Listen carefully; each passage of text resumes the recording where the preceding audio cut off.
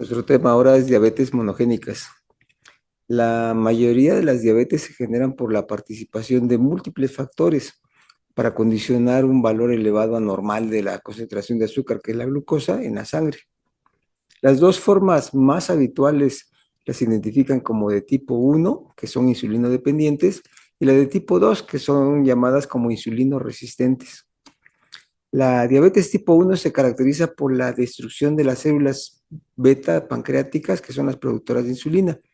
En la mayoría de las ocasiones eso está condicionado por una enfermedad autoinmune, lo que la lleva a una deficiencia absoluta entonces de la insulina. Esta insulina es una hormona que permite la entrada de la glucosa a las células corporales y ante su ausencia el azúcar se retiene e incrementa de forma progresiva en la circulación. Este tipo de diabetes es la forma más común en niños y adolescentes. La diabetes de tipo 2 es la forma más común de la diabetes en los adultos. Se caracteriza por una elevación de la glucosa en sangre o del azúcar en sangre debido a grados variables de resistencia al mecanismo de acción de la insulina o bien también a su deficiencia en cantidad de la respuesta.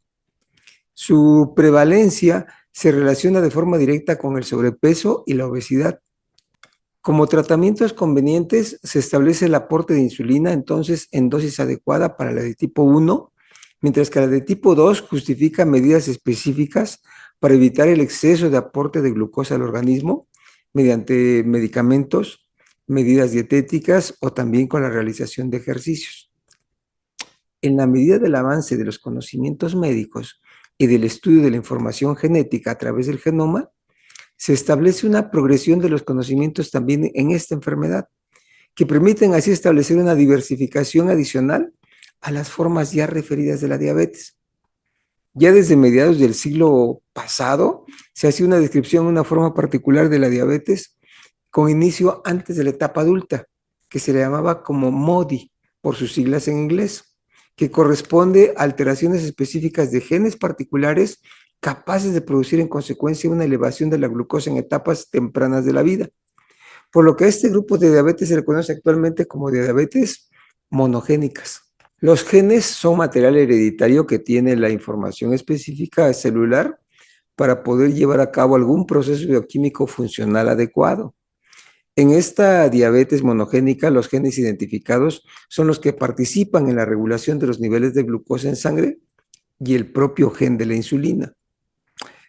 Esta forma de diabetes, quizás por su dificultad técnica para comprobarla en la actualidad, ocupa cerca del 1 al 2% de todos los tipos de diabetes. En esta condición, la enfermedad ya no es del tipo multifactorial, que sea dependiente de la nutrición, una infección viral previa, autoinmunidad, sedentarismo o cualquier otro tipo de mecanismo. Y ante la deficiencia en la función genética específica o por el momento de la mutación, que si entonces se entiende que es un cambio de información, es natural que se exprese solo con antecedentes familiares o de forma espontánea, sin ningún factor precipitante específico adicional.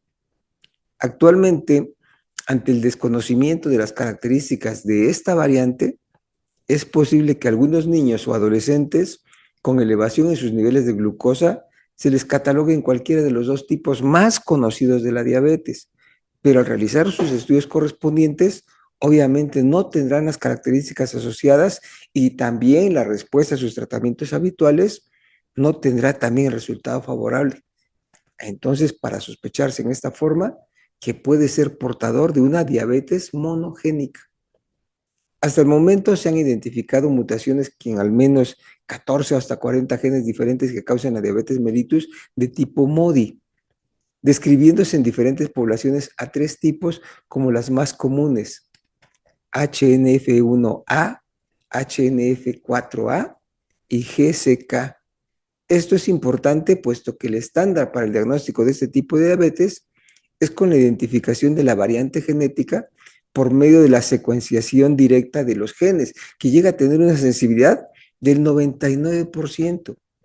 Sin embargo, la disponibilidad de la tecnología para identificar las variantes solo es posible en algunos lugares o algunos ciertos lugares, lo cual ha llevado a los especialistas a buscar métodos clínicos basados en antecedentes familiares, características clínicas atípicas, con buenos resultados, adoptando así entonces el término de MODY-X para no referir específicamente el tipo de MODY que puede tratarse. Como vamos a ver más al rato, tienen diferentes números. Esta diabetes monogénica se caracteriza por manifestar elevación de la glucosa en sangre antes de los 25 o 30 años de edad, generalmente en pacientes que tienen abundantes antecedentes de diabetes en una sola rama familiar. Pero en el caso, obviamente, de corresponder a una mutación, el antecedente familiar diabético no estará presente. Y en especial, se relacionará con manifestaciones atípicas para la condición asociada. Esto es, si se considera de tipo 1, va a tener entonces ausencia de anticuerpos de autoinmunidad y no manifestará cuadro agudo de acidosis. Si se considera de tipo 2, no tendrá obesidad, tampoco tendrá alteraciones en el perfil de grasas o en la pigmentación oscura de sus pliegues. La mutación del gen HNF1A, anteriormente conocido como MODY3, representa del 30 al 60% de las diabetes monogénicas. Condiciona secreción anormal de insulina y una eliminación de glucosa en orina con valores bajos. Se puede sospechar en todo adolescente que en forma inicial se reporta con azúcar presente en su orina, pero que tenga valores normales de glucosa en sangre y que en forma posterior incrementa en forma progresiva contando con un progenitor diabético. Debido a que la alteración de la secreción de insulina es progresiva en estos casos, los afectados suelen requerir tratamiento con medicamentos, de preferencia con sulfonilureas, y pueden desarrollar complicaciones crónicas de la diabetes con mayor riesgo de mortalidad cardíaca o vascular en comparación con sus familiares que no están afectados. La otra, la mutación HNF4A, anteriormente conocida como MODY-U1, representa del 5 al 10% de las diabetes monogénicas. Se sospechan en niños o adolescentes con una elevación de glucosa en sangre con el antecedente de haber nacido con un peso elevado y también con unas dimensiones físicas mayores a los recién nacidos normales y que cursaron o no con una disminución de la glucosa en la etapa de recién nacidos. La otra, la mutación GSK, que antes era llamada como MODY2, representa del 30 al 60% de todas las diabetes monogénicas. Causa incremento en los niveles de glucosa más altos en ayunas. Son niños o jóvenes que desde el nacimiento siempre tienen niveles de glucosa elevados, de 100 hasta 145 miligramos por ciento, no progresivos y por lo tanto están libres de síntomas adicionales, por lo que el riesgo de complicaciones vasculares es muy bajo. Debido a la ausencia de síntomas, con frecuencia el progenitor portador de la mutación desconoce que tiene la glucemia ligeramente elevada, por lo que es importante ahí medir la glucemia de ambos padres siempre que se atienda a un niño con hiperglucemia casual. Esta forma de MODY, la más frecuente en niños, no se asocia con complicaciones vasculares crónicas y no requiere tratamiento absoluto. Otras alteraciones monogénicas son menos frecuentes y podrán sospecharse cuando, además de la elevación de la glucosa en niños o adolescentes, se puedan acompañar de otras alteraciones en otros órganos como son en los riñones, en el páncreas, en el epidídimo o también cuando se presente la elevación de la glucosa desde el momento del nacimiento.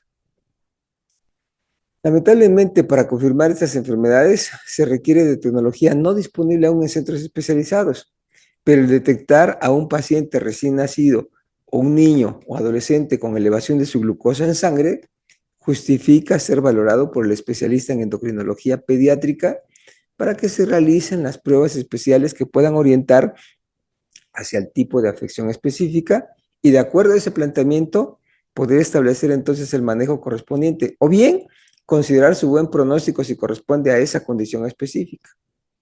Es importante distinguir la diabetes monogénica de la diabetes tipo 1 y la de tipo 2, porque el tratamiento óptimo y el riesgo de complicaciones de la diabetes varían según el defecto genético subyacente. Además, distinguir la diabetes monogénica de la diabetes tipo 1 y tipo 2 permite identificar antes a los miembros de la familia que se encuentran en riesgo.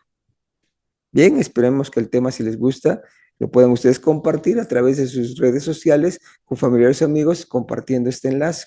También, si alguno de ellos se siente interesado en conocer más temas, invítelos a que se suscriban a nuestro canal de video en YouTube, Pediatría Alevas. Por lo demás, solamente me resta agradecer su atención que nos han brindado en esta ocasión, esperando contar con su interés en nuestro próximo tema.